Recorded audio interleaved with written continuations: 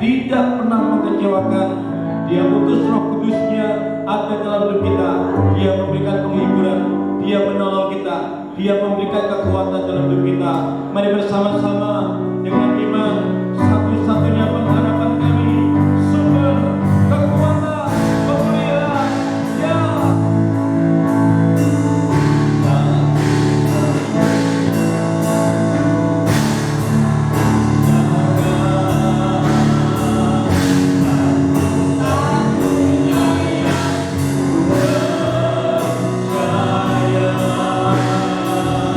Engkau sudah kedua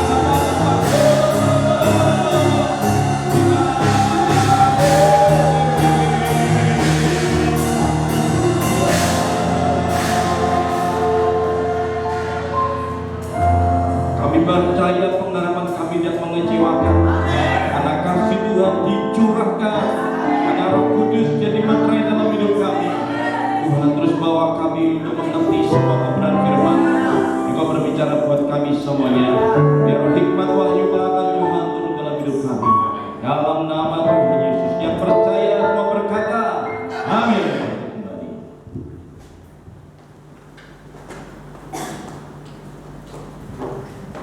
Puji nama Tuhan. Shalom.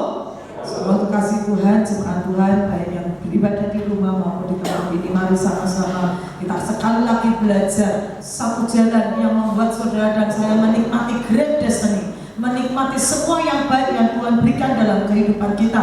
Di bulan April ini kita belajar tentang satu hal, yaitu yang namanya hineni, hati seorang hamba. Kemarin minggu kita sudah belajar bersama-sama bahwa hati seorang hamba itu merupakan syarat untuk ketika saudara dan saya ingin menikmati promosi yang daripada Tuhan, ingin menikmati yang terbaik daripada Tuhan, menikmati peninggian yang daripada Tuhan.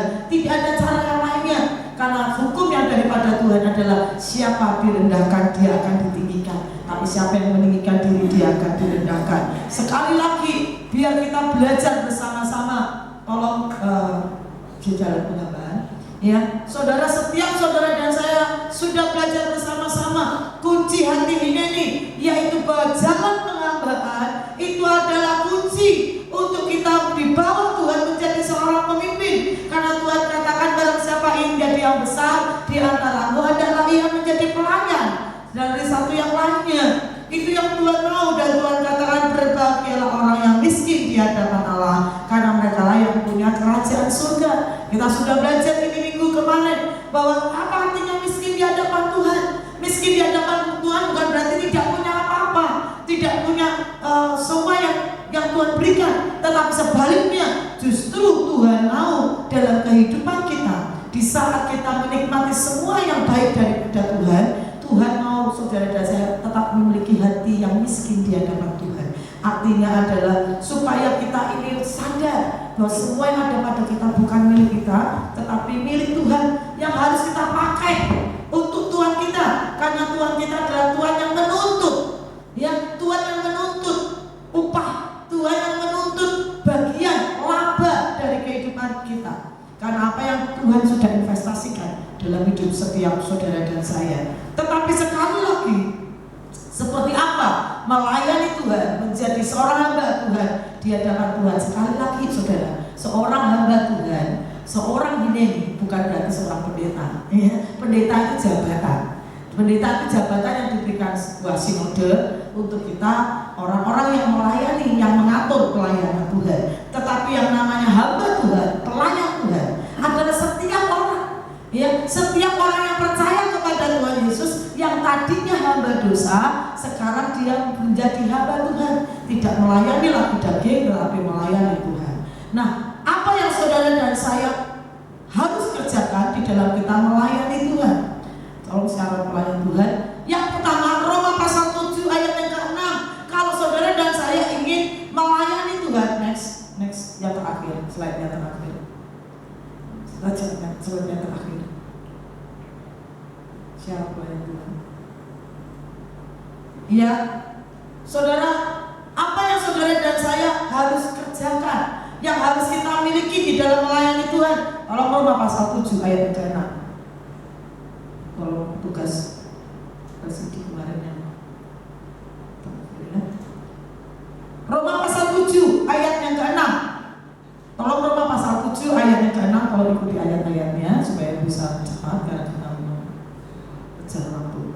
Roma pasal 7 ayat yang ke-6 katakan, tetapi sekarang kita telah dibebaskan dari hukum Taurat, sebab kita telah mati bagi Dia yang mengurung kita, sehingga kita sekarang melayani dalam keadaan baru menurut roh, dan bukan dalam keadaan lama menurut huruf hukum Taurat. Saudara dan saya yang melayani Tuhan, yang ingin menikmati great destiny, Tuhan katakan ketika Tuhan mau saudara dan saya melayani Tuhan, Tuhan katakan kita sekarang melayani dalam keadaan baru. Setiap saudara dan saya yang ingin pelayanan kita berkenan di hadapan Tuhan, mari layani Tuhan dalam keadaan baru. Apa artinya baru, Bu? Apakah peraturannya yang baru? Bukan. Ya, melayani dalam keadaan yang baru artinya adalah secara roh, hidup kita, hati kita haruslah hidup yang baru. Bukan melayani dalam keadaan manusia yang lama. Karena itu tidak akan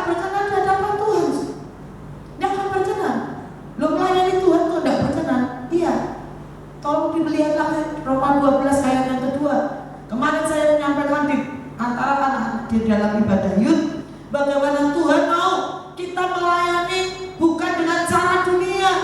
Salah satunya apa? Kita harus mengerti kehendak Tuhan. Kehendak Tuhan itu ada 3 macam. Yang baik, yang berkenan, dan yang sempurna. Melayani Tuhan baik, tapi belum tentu berkenan. Baik di mata Tuhan, belum tentu berkenan. Loh, baik kok belum tentu berkenan? Iya. Contoh, mungkin hari-hari ini karena banyak anak-anak kita tidak bersekolah, sedang belajar di rumah, maka kegiatan mereka yang paling banyak, terutama yang anak-anak perempuan, maka di rumah dia belajar apa saudara? Masak. Ya, belajar masak. Baik nggak? Baik. Ya, anak saya juga beberapa hari ini karena libur sekolah, maka yang dia buat itu yang namanya resep-resep, itu yang namanya makanan-makanan yang ada di YouTube dicobain satu demi satu. Ya, baik tidak? Baik. Ya, baik. Ya, hasilnya berkenan tidak? Nah, itu yang jadi masalah. Itu yang jadi masalah gitu ya. Kenapa kenyataannya tidak semua hasilnya berkenan? Ya namanya juga belajar. Kadang-kadang saya bertanya, gimana Mak? Mepet lah. Ya, for beginner, ya untuk pemula, ya nggak terlalu buruk lah. Ya yang penting bisa dimakan gitu ya. Yang penting masih bisa dirasakan walaupun tidak seenak, walaupun tidak seperti yang diharapkan, yang hasil yang diharapkan dilihat di YouTube. Apalagi yang sempurna, wow kita mau yang seperti itu.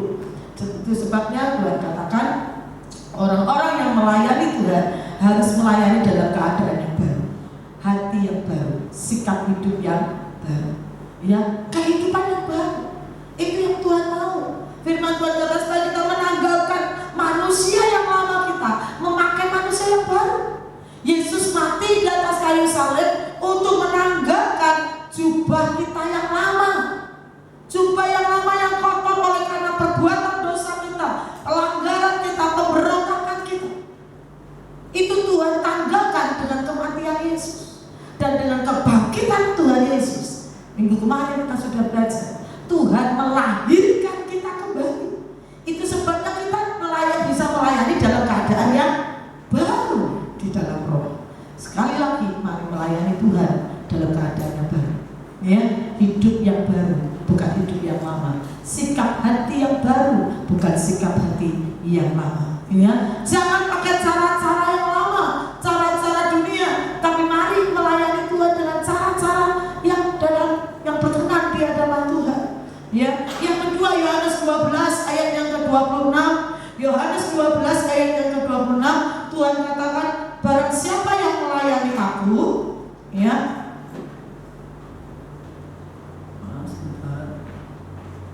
Yohanes 12 ayat 26, barang siapa melayani aku, ia harus mengikut aku, dan di mana aku berada, di situ pun pelayanku akan berada. Barang siapa melayani aku, ia akan dihormati Bapa. Orang yang melayani Tuhan, orang-orang yang punya sikap hati seorang Fineni, yang ingin berkenan di hadapan Tuhan, maka firman Tuhan katakan, kalau mau melayani harus ikuti Tuhan. Ikuti Tuhan. Itu sebabnya seringkali kita nyanyikan, ajari aku mengerti perasaanmu, mengerti detak jantungmu, sedera selangkah dengan engkau. Karena kalau kita melayani tapi dengan mau kita sendiri, tidak berkenan di hadapan Tuhan. Jangan berkenan. Ya, saya kemarin juga sampaikan ya ilustrasi seorang pegawai, ya seorang tuan rumah, ya yang dia sedang merenovasi rumahnya, dia panggil tukang cat, tolong cat rumah saya warna biru. Ya, kemudian sudah deal harga, oke, selesai. Lalu tuan si pemilik rumah ini pergi. Si tukang cat ini dia berpikir, kok biru ya? Biru kan gelap, ya, biru kan gelap. Yang rumah kalau cat biru jadi jelek. Lalu dia ambil inisiatif, bagus terang saja.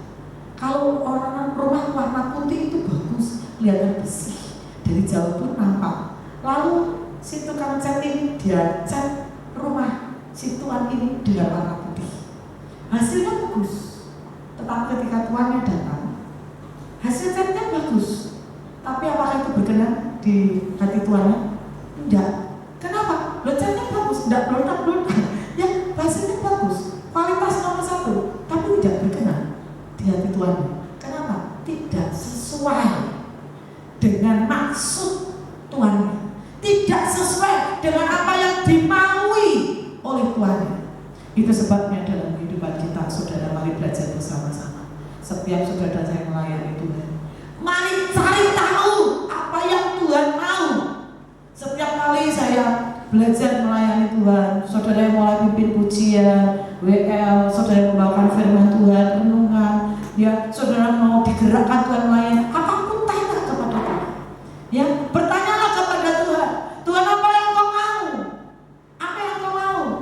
Kalau kita melayani di pujian, Tuhan, pujian apa yang kau mau umat menyanyikan buat engkau?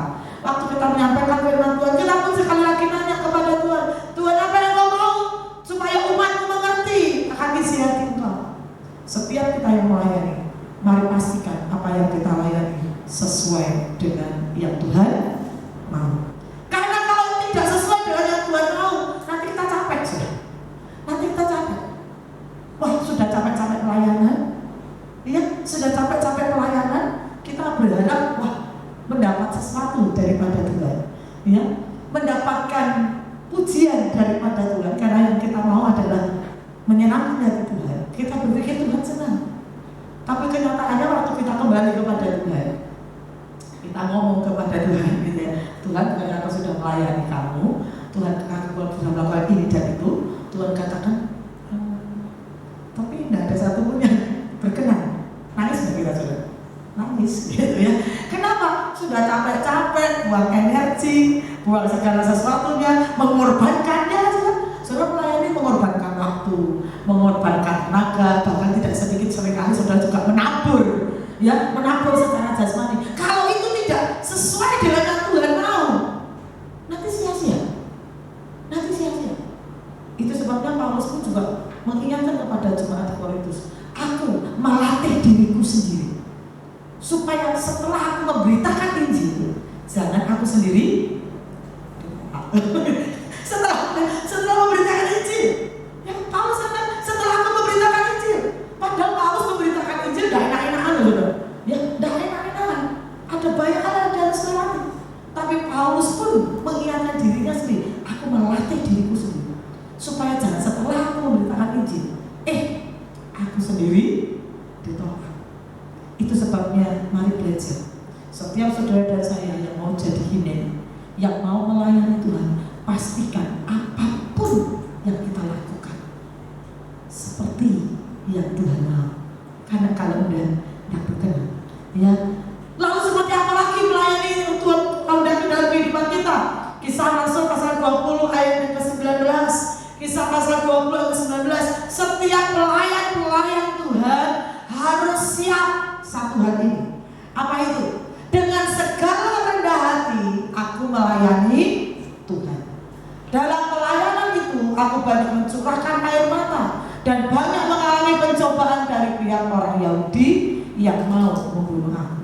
Saudara, ketika kita menjadi ini, menjadi seorang pelayan yang melayani Tuhan, maka saudara dan saya harus melayani dengan sebuah kerendahan hati. Kenapa? Karena melayani Tuhan itu sebuah honor, kehormatan. Saudara, saya ingat beberapa waktu tahun yang lalu, ya, Tuhan memberikan kita anugerah untuk buat Great Awakening untuk anak-anak pelajar se-Kabupaten Gresik. Dan oleh anugerah Tuhan, waktu itu Pak Gubernur, ya waktu itu Pak Dekarwo masih berkenan hadir di acara kita. Wah, saudara, ya, berkenan hadir di tengah-tengah kita. Maaf, waktu itu waktu Gresik berbagi bahagia. Ya, kalau waktu pelajar wakil bupati yang hadir, ya. Wah, yang apakah semua orang sembarangan saya minta tolong ya ambilkan air minum buat Pak Gubernur? Nggak bisa, saudara, nggak bisa. Apakah semua ketika kita panitia menyiapkan makan, menyiapkan snack buat Pak Gubernur ataupun Pak Bupati, apakah kita bisa sembarangan? Wah, Pak Gubernur datang, tolong belikan di warung depan itu loh. Kalau berikan nasi rawon di mungkin gubernurnya suka rawon, tidak mungkin kita berikan rawon di depan, di warung depan, tidak mungkin sih. Kenapa? Kita harus memberikan yang terbaik. Saudara dan saya, melayani Tuhan itu sebuah kehormatan. Amin. Tidak semua orang boleh, tidak semua orang dipakai. Rawon ada banyak, tapi tidak semua rawon boleh dihidangkan kepada gubernur. Tidak semua. Jadi kalau hari ini kita boleh melayani raja di atas segala raja, itu sebuah kehormatan kita. Amin. Itu sebuah kehormatan buat kita. Siapa kita? Ya, sebab itu layanilah dengan sebuah kerendahan hati. Dan seorang pelayan Tuhan yang berkenan di hadapan Tuhan, kita harus mensenjatai, memperlengkapi diri kita dengan apa? Kesiapan untuk pikul salib. Paulus katakan, dalam pelayanan ini aku banyak mencucurkan air mata dan banyak mengalami pencobaan. Kalau kita menjadi hineni, kita berkata, ya Tuhan, ini aku hinenimu. Kita mesti siap mencucurkan air mata.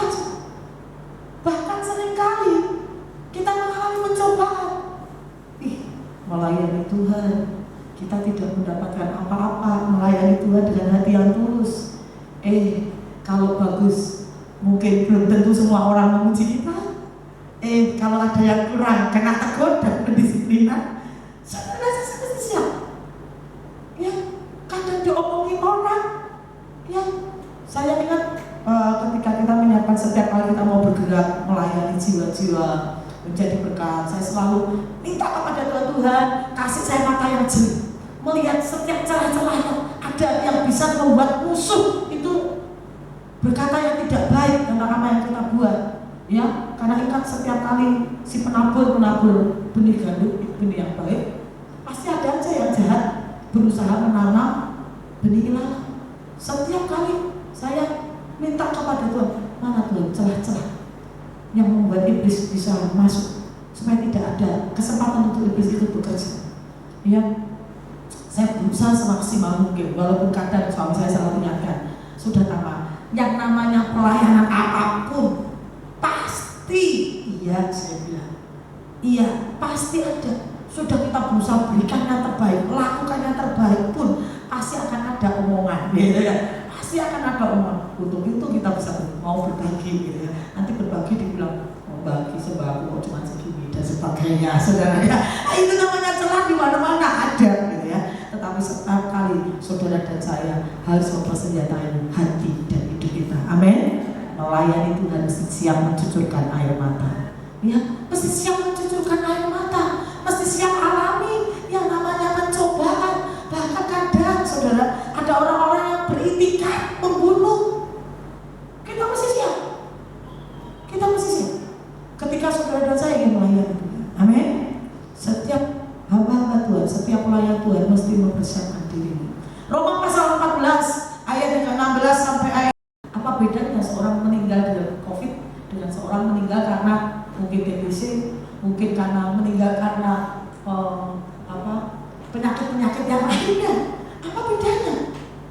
Ada orang yang sakit tipes ada yang meninggal, banyak. Yang meninggal karena demam berdarah banyak enggak? Banyak. Itu juga terinfeksi sama. Hanya judulnya aja itu karena tidak pandemi, tidak menjadi pandemi, sehingga tidak diyakini oleh orang lain. Tetapi berhubung yang namanya virus COVID-19 ini menjadi pandemi, sehingga orang yang mati karena virus ini, diyakini banyak orang. Ya, diyakini banyak orang. Ya, itu sebabnya kita berjaga-jaga oke, tapi tidak perlu kita menghakimi. Dia kok terkena, berarti dia tidak punya iman. Siapa bilang? Ya, siapa bilang belum tentu? Nyatanya juga banyak hamba Tuhan mati karena jantung, iya kan? Mungkin karena liver, karena diabetes. Apa kita bisa berkata itu hamba Tuhan tidak punya iman? Kok mati dari sakitnya? Loh, Nabi Elisa saja mati juga karena sakit, tidak sembuh. Ini Nabi Elisa, ya. Nabi Elisa saja mati dalam keadaan sakit, tidak disembuhkan oleh Tuhan. Apakah itu menunjukkan bahwa Nabi Elisa tidak berkenan di hadapan Tuhan? Hidupnya sangat berkenan. Itu cara Tuhan memanggil seseorang. Yang satu lewat sakit penyakit, yang satu mungkin lewat kecelakaan. tanpa sakit penyakit, tanpa kecelakaan, tanpa apa, mungkin lewat usia tua. Yang lain mungkin ya tidak ada apa-apa, tidak ada sakit, tidak ada ya memang sudah waktunya, tahu-tahu berangkat saja gitu. Serangan yang sebenarnya dibilang serangan jantung dan sebagainya, guys, whatever lah, apapun caranya itu, tapi sudah waktunya dipanggil dia. Setiap saudara dan saya, mari belajar apapun yang kita lakukan, mari layani Tuhan. Layani Tuhan. Ayat yang ke-17 dikatakan, ya itu sebabnya jangan ribut masalah makanan dan minuman. Sebab kerajaan Allah bukan soal makanan dan minuman. Kita melayani Tuhan tidak usah bingung tentang makan dan minum, amin. Tidak usah bingung ini sih. Wah, dia melayani Tuhan makin diberkati, saya kok belum. Tidak usah bingung itu sih. Wah, si gereja itu kok makin besar, jemaatnya makin banyak, bisa propertinya makin banyak. Tidak usah bingung itu sih. Itu cuma makanan dan minuman. Itu nanti di kerajaan surga tidak ada. Tidak kepake di sana lebih luar biasa. Mari melayani Tuhan, tidak usah ribut tentang makanan dan minuman, amin. Tidak usah bingung tentang berkat. Mari percaya saja. Setiap orang yang melayani Tuhan, Tuhan tidak pernah tutup mata. Tak pernah tutup mata. Saya mengucap syukur hari ini saya melayani Tuhan. Tidak pernah puasa karena tidak makan, karena tidak ada yang tidak dimakan. Ya, kalau puasa karena memang ya ambil keputusan untuk ambil puasa, tapi tidak pernah berpuasa karena ya hari ini kita tidak ada sesuatu yang kita bisa makan, maka kita mari berpuasa rame-rame sekeluarga. Enggak.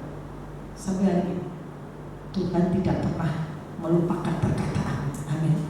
Burung di udara Tuhan pelihara, bunga di padang Tuhan hiasi, anak Tuhan tidak akan pernah kelaparan. Amin. Tuhan sediakan rotinya. Sebab itu saudara dan saya mari layani Tuhan. Istimewa para pelayan Tuhan, istimewa para hamba-hamba Tuhan. Tidak usah ribut tentang makanan dan minuman, tetapi mari melayani dalam hal kebenaran. Layani Tuhan dengan menggunakan jubah kebenaran.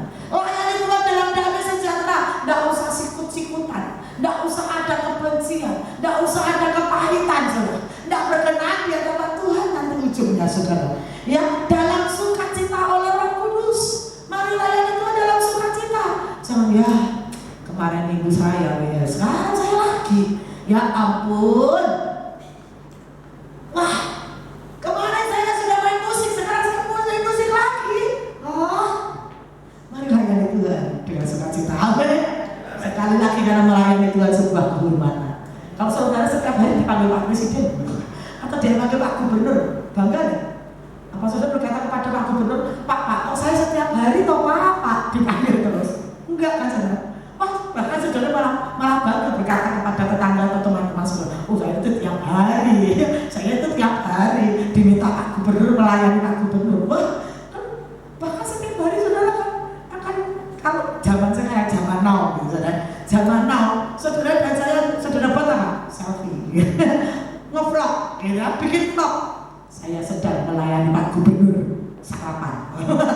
Saya sedang melayani Pak Gubernur jalan-jalan, mengantar Pak Gubernur jalan-jalan inspeksi. Saudara pasti bangga. Apalagi kita melayani Tuhan. Kalau setiap detik, setiap saat, setiap hari Tuhan meminta kita melayani Tuhan, itu sebuah kehormatan buat kita. Amin. Saat itu mari melayani Tuhan dengan sukacita. Karena orang-orang yang melayani dengan cara ini, dia akan berkenan. Dia akan berkenan di hadapan Tuhan. Amin. Orang-orang yang berkenan di hadapan Tuhan, wow. Allah pasal 3 ayat 23 kan, Tuhan yang berkenan kepada kita, dia akan mengenyangkan kita dengan sepenuh berkat yang daripada Tuhan. Amin. Tidak mungkin kita berkenan kepada seseorang, suka kepada seseorang, kita tidak memberikan apa yang kita ada, apa yang kita miliki. Kalau kita contoh aja, kita orang tua, waduh, punya anak, ada satu anak saja yang berkenan di hati kita. Kita punya apa saja, tidak mungkin kita tidak beri dia. Amin. Pasti kita akan beri dia, karena dia berkenan di hati kita. Saat itu mari belajar melayani Tuhan dengan cara yang berkenan di hadapan Tuhan. Ya, 1 Korintus pasal 12 ayat yang ke-8. Mari layani Tuhan pakai semua karunia-karunia yang Tuhan taruh dalam hidup kita. 1 Korintus 12 ayat ke-8. Siapa yang diberi karunia kepada seorang, Roh memberikan karunia untuk berkata-kata dengan hikmat, dan kepada yang lain Roh yang sama memberikan karunia berkata-kata dengan pengetahuan. Ayat berikutnya, Ayat 9. Kepada seorang roh yang sama memberikan iman, dan yang lain yang memberikan karunia untuk menyembuhkan. Ayat 10. Kepada seorang roh memberikan kuasa untuk mengadakan mujizat, dan yang lain memberikan karunia untuk bernubuat, yang lain memberikan karunia untuk membedakan roh, dan sebagainya. Saudara, karunia ini pakai. Ketika kita melayani Tuhan, pakai semua karunia tadi. Hikmat, marifat, ya. Hikmat, marifat, pengetahuan roh, iman, mujizat, tanda-tanda ajaib, pakai semua. Ya, supaya kita menjadi efektif.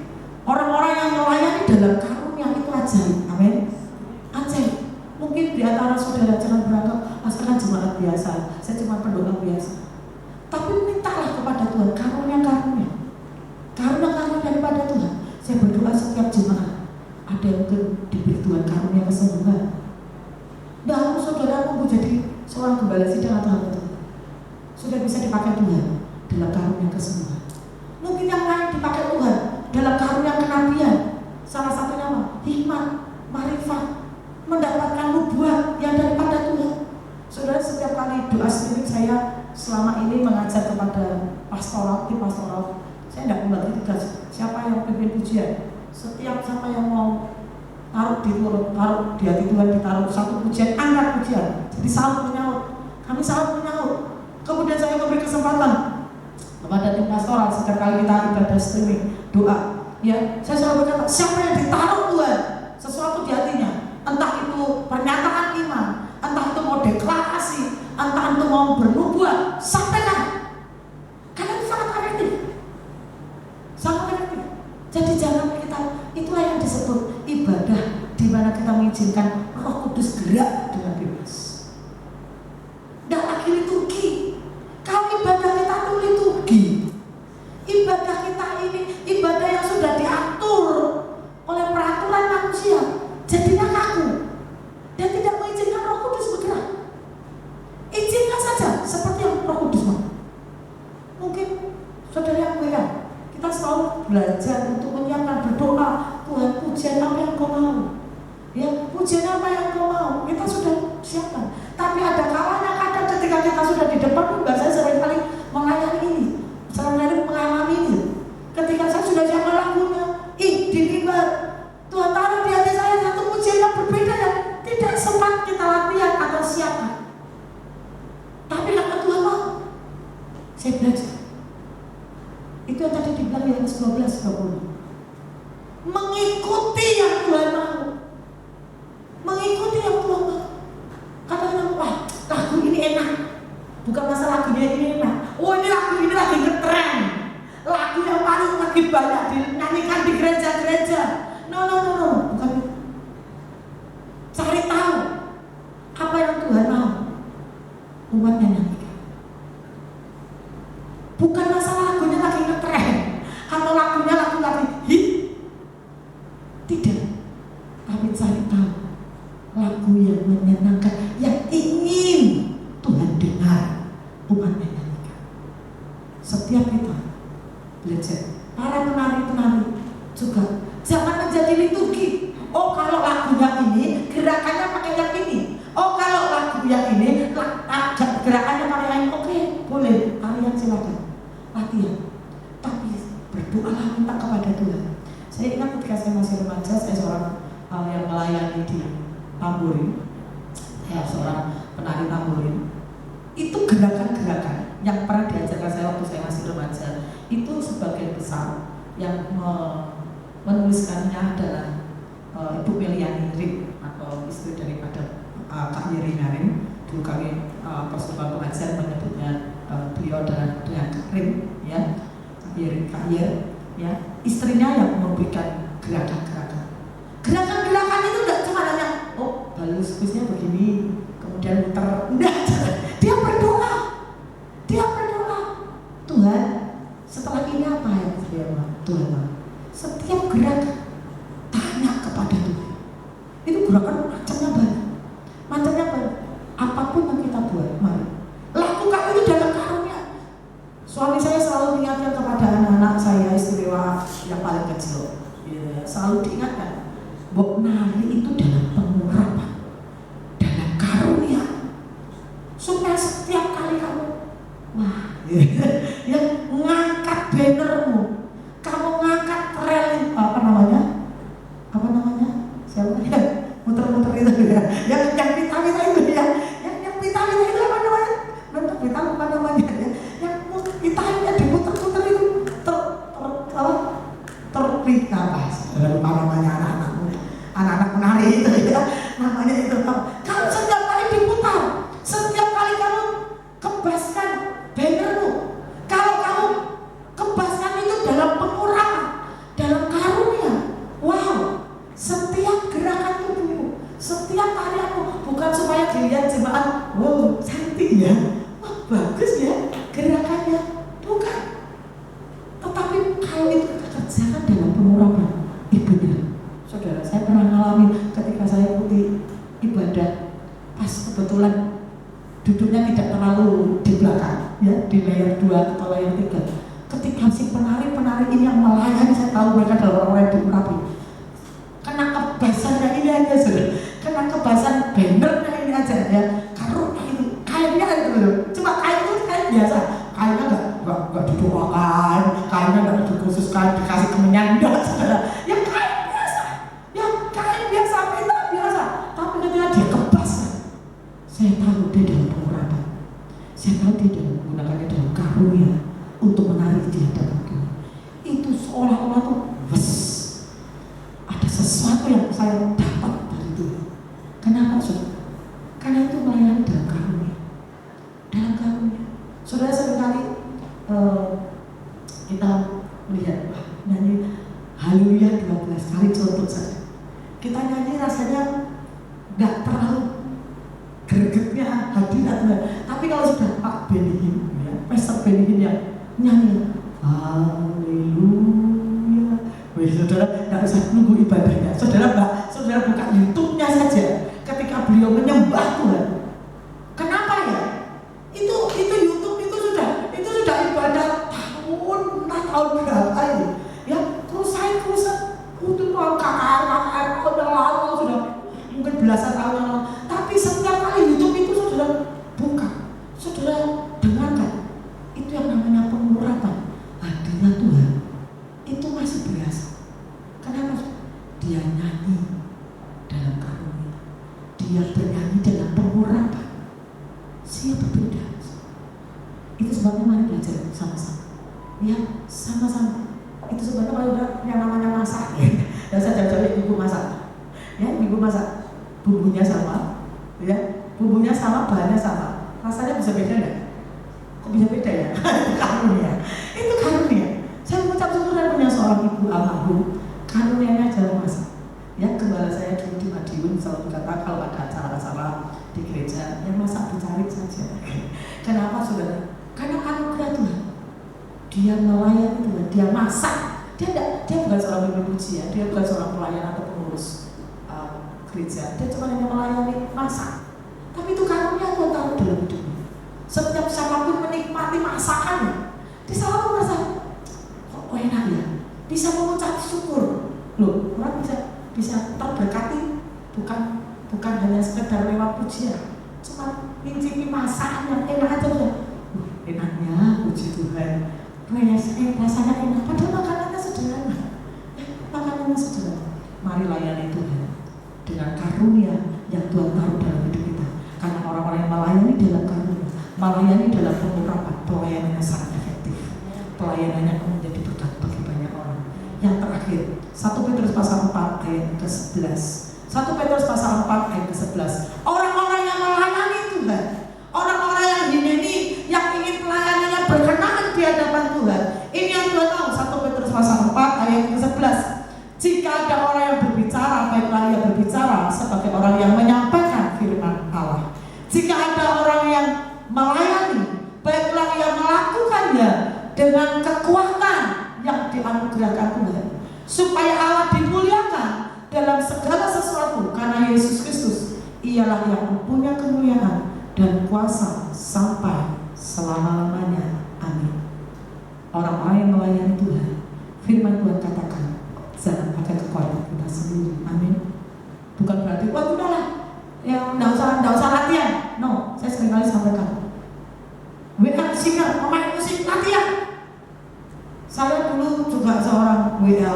waktu saya remaja, walaupun waktu di Madiun, ya, saya seorang WL. Latihan untuk ibadah raya, itu ibadah youth, sama saja. Latihan yang seminggu 3 kali. Yang pertama latihan dulu, khusus WL, singer dan pemain musik. Ngapain? Nyari nada dulu. Ini ketinggian atau tidak? Nyari nadanya dulu yang pas. Sudah ketemu nadanya pas, oke. Nanti hari berikutnya kita latihan lagi. Ngapain? Nyoba aransemen. Nyoba aransemen. Artinya apa? Karena lagu-lagu gereja, lagu-lagu yang kita nyanyikan, itu bisa warnanya bisa dirubah. Wah, WL-nya kepengen, wah lagu ini saya nggak kepengen model rock, saya lagi mau kepengen model reggae. Lagunya dibikin model reggae, wah itu mesti aransemen. Ya, latihan warna musiknya apa? Kemudian yang terakhir kita latihan komplit. Para penari, ya, WL singer, kita latihan sekali lagi matang sampai seolah-olah itu sudah sekalian cek song, ya, cek song, penari, semua properti dipakai semua, seolah-olah live, sudah live. Karena apa sih? Kita mau beri yang terbaik, tetapi bukan dengan kekuatan kita. Sekali lagi tidak mengandalkan skill. Wow, saya pandai memainkan musik. Tapi karena kita ingin memberi yang terbaik, maka kita pun harus terus berlatih. Oh, bukan karena suara yang indah yang berkenan di hadapan Tuhan, tapi karena kita ingin beri yang terbaik, latihan. Sudah. Saya orang Jawa bilang suara saya selendro papak songo. Orang Jawa bilang gitu ya, selendro papak songo. Ya, ibarat istilahnya orang pemusik berkata fals. Ya, nanti musiknya mainnya C, saya nyanyinya D. Ya, nanti yang berikutnya dan berikutnya. Tidak selalu sama dengan, tidak selalu pernah sinkron dengan musik. Tapi karena saya ingin memberi yang terbaik untuk Tuhan, saya terus berlatih. Tetapi saya sampai hari ini tetap belajar melayani Tuhan, tidak mengandalkan suara saya, tapi saya mau melayani Tuhan dari dalam hati saya, menaikkan pujian dari dalam hati saya. Saya percaya itu akan mengubah suara saya yang paro, membuat suara saya yang fals, gitu, menjadi indah di hadapan Tuhan. Amin. Mari melayani Tuhan bukan dengan kekuatan kita sendiri, tetapi dengan kekuatan daripada Allah yang Tuhan karuniakan kepada kita. Amin. Saudara, kalau kita mau ngomong, wah, kita mau menjadi bagi-bagi berkat di luar, apakah gereja sudah limpah-limpah? Tanya kepada bendahara, ya. Tanya kepada bendahara apa hari-hari ini, ya. Bendahara apa? Bu minus sekian juta, bu minus sekian juta. Ambilkan saja sudah. Kita tutup saja. Selesai. Bahkan kita masih berbagi berkat di luar. Besok Senin kita akan membagikan APD, ya, bukan ke masyarakat, saudara. APD tidak diberikan masyarakat. APD juga, karena saya mendengar ada satu istri seorang kepala sekolah TK, karena saya ada di grup TK, ya, beliau memberitahukan ada satu rumah sakit, ya, yang sudah kekurangan APD, ya. APD itu apa? Alat pelindung diri untuk para petugas tenaga medis yang menangani virus COVID-19. Ya sudah, apa yang Tuhan karuniakan di tangan kita? Mungkin tidak banyak sih, makanya kita tidak warta berita, gitu. Kita tidak warta berita karena apa? Memang jumlah yang ada pada kita tidak banyak, cuma sedikit. Kemudian Tuhan taruh di hati kita ada masker. Masa cuma bagi masker saja? Lalu saya berdoa, Tuhan, apa yang Tuhan mau? Itu nih ada madu. Ya, madu bagus untuk apa? Untuk memberikan kekuatan daya tahan tubuh untuk minum imunitas. Saya bilang kepada anak-anak pastoral, sana cari ke pasar, beli madu. Ya, beli madu saja. Masker, kita kasih madu. Lalu jangan lupa vitamin. Wah, Pak Budi jualan vitamin. Pak, minta vitaminnya. Ya, kasih vitamin. Ya, masing-masing plastik kasih vitamin, kasih masker, kasih madu. Lalu tuh ingatkan satu lagi. Apa itu? Susu. Oke. Probiot. Saya baca, anak saya mengingatkan, minuman prebiotik itu juga bagus untuk kekebalan tubuh, untuk meningkatkan imunitas tubuh. Yes, minuman minuman prebiotik, yogurt mahal. Yakult juga prebiotik.